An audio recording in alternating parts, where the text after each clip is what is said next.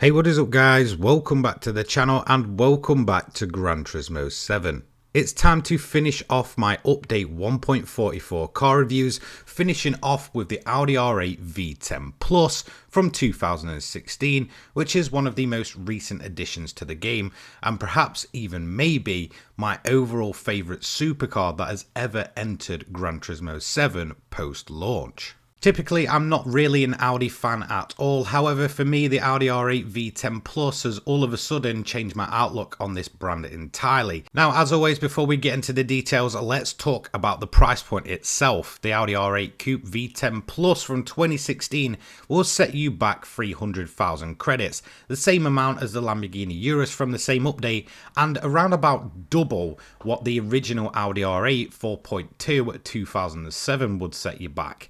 Now, in terms of the stats themselves, the PP rating is 62660. In terms of the drivetrain, it is four-wheel drive, which is absolutely always a bonus when it comes to road cars. Max power is 601 brake horsepower, weighing 1,454 kilograms, and by my surprise, is naturally aspirated.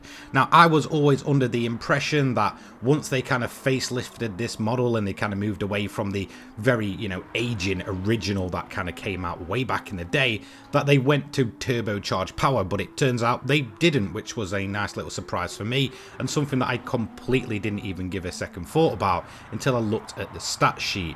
Now, in terms of the car itself, let's talk about why. First of all, I'm just not the biggest fan of Audi. Like everyone, I have my preferences to manufacturers in the real world, and when it comes to Audis in the real world, they've just never really appealed to me. Also, on top of that, I did get a chance to drive the original Audi R8 around about 6 to 7 years ago at a track day, and with some of the other cars I've driven in real life, to be totally honest, it just didn't blow me away. So for me, it kind of kept along the fact that Audi road cars just really weren't for my taste buds and really weren't for anything really too exciting. Now, when it comes to their motorsport heritage, that is disputable. You cannot sit there and say that Audi haven't done some amazing things in the world of motorsport, but certainly when it came to the road cars, I was just under the impression that the brand itself just really didn't cater towards me. However, I always did quite like the facelifted, more updated version of the Audi R8. I feel like it kind of completely changed the look of the R8, whilst at the same time keeping it very similar. You could tell what it was, but it definitely made it look better in all the right places. It was more of a, evolution more than a revolution, and that wasn't necessarily a bad thing.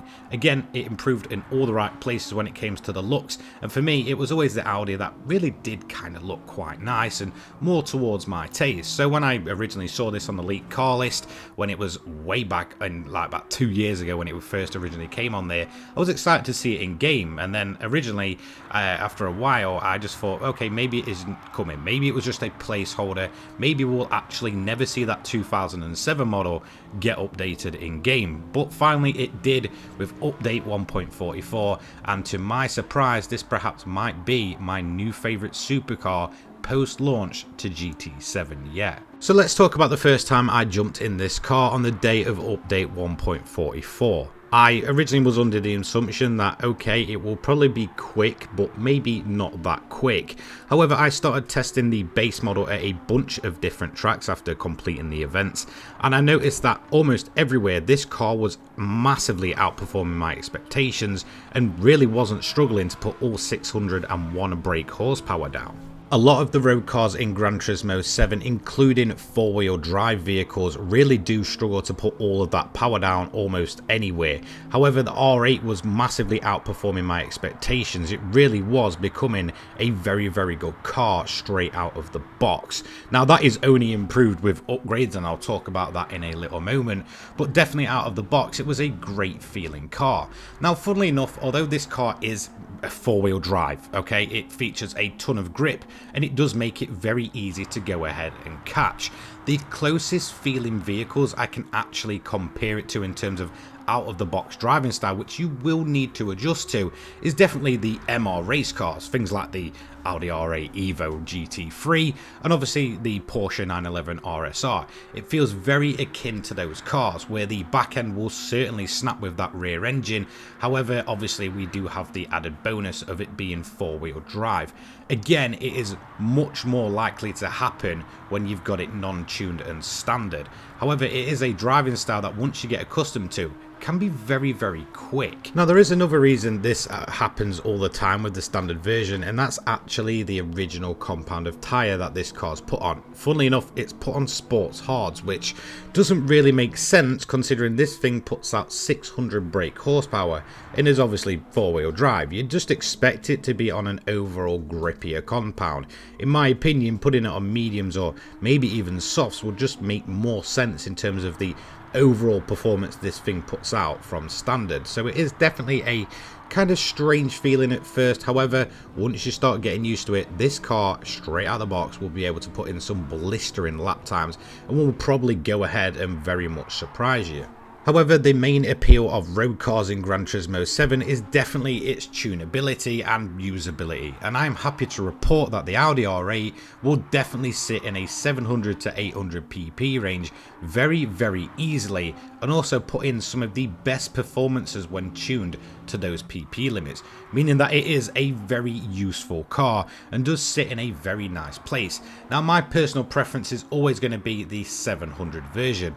Whilst this does lack overall performance compared to the absolutely ridiculous fully upgraded almost 800 pp version, there is a plus point that during the Le Mans 700 and all the other 700 events, the fuel efficiency of the car definitely feels much better than when it is upgraded to 800. So overall, it is a very usable car, but for me, we ain't doing it justice unless we're talking about the fully upgraded version, and I'm going to talk about that a little bit before we actually get to see it on track. This car, when it's running at its full potential, is absolutely ridiculous, and whilst I cannot go ahead and fine-tune them when they're fully upgraded to keep it equal and keep it fair, I honestly think if fine-tuning was allowed, this thing would absolutely dominate the road car supercar category. It's just absolutely bizarre when it comes to the price point and the overall performance of it, just how good this thing is when it comes to getting itself around a racetrack.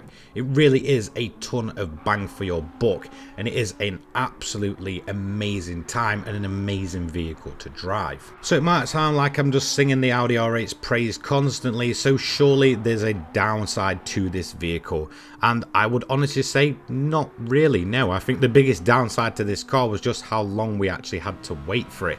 Now, I could be very picky and say, well, why didn't we get one of the end of production models? Obviously, the Audi R8 has just very recently ceased production overall. If I wanted to be nitpicky, I could say that, but again, with it being on that leaked car list for a long time, it does seem that this one has been in the works for absolutely ever. So overall, I honestly don't think this car has a single downside.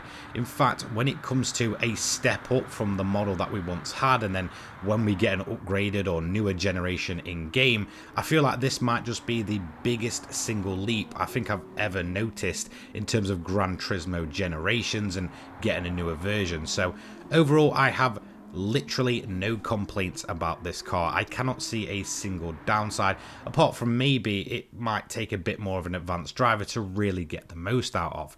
So overall, this thing sits in the 700 pp category as standard. As you can see, it sits on the sports hard compound of tyre. Now, when it comes to cars it's up against, as you can see, things like the Porsche 911 GT3 RS 992, which was from 1.40, sits on sports mediums. I feel like, honestly, to do this car justice, it should have been on that compound out of the gate. However, when it comes to the actual track time, this thing does it in a 7 minutes 11.865. Now, again, if it had gone for the sports mediums, I feel like it really would have been able to absolutely match that 992. However, obviously we're not done there. I've already mentioned about the fully upgraded version, but now it is time to hit the track with it and hit up high speed ring just to see how fast this thing is. Now, like I did mention, when it comes to the fully upgraded versions, I cannot go ahead and fine tune them. I can only put the upgrades on to try and keep it as fair as possible. A lot of cars are just far too good with fine tuning, and this is certainly one of them. Now you may notice that this car sits very, very low, so the wheels actually catch inside the arches. If that was removed, I honestly think this thing will be powering way, way ahead upwards to catch the Aston Martin Valkyrie in terms of that overall lap time. Again, if I'm being picky, the only real downside is that this car is just not that beginner friendly and would probably require a bit of, throttle feathering and just a bit more of an advanced technique. If you're not a confident driver in Gran Turismo, in all honesty, I could see this car probably giving you hell. However, once you absolutely get used to its driving style, it really is a fantastic car to drive around. Like I said, for me, it doesn't have any downsides. It's usable, it's fast, it's fun, it's good out of the box. In all honesty, this might just be the biggest surprise of all of 2024. I don't know if we'll see this topped. Overall, this is a fantastic addition. So in terms of fully upgraded, it sits just below the Dodge Viper GTS from 2013 and the Maserati MC20 from 2020. As you can see, it puts in a time of a 1 minute 2.344. However, unlike those cars with the catching of the wheel on the arch, it really is absolutely hammering its lap time, meaning that if we could go ahead and fine tune it in terms of that suspension, I honestly feel it would have absolutely walked all over those cars. It's ridiculous. It's fast, it's got a ton of grip, and it's just an absolute joy to use. Now for me, I hope to God we see the engine out of this thing being swappable in the next update. Let me know what you think of the Audi R8 V10 Plus from update 1.44. For me, not only is it one of the biggest generational leaps in terms of getting a newer model in game, it might just be my new favorite supercar in the entirety of Gran Turismo 7, at least post-launch. Let me know what you think down below. I hope you have a fantastic day. Take care, guys. Peace.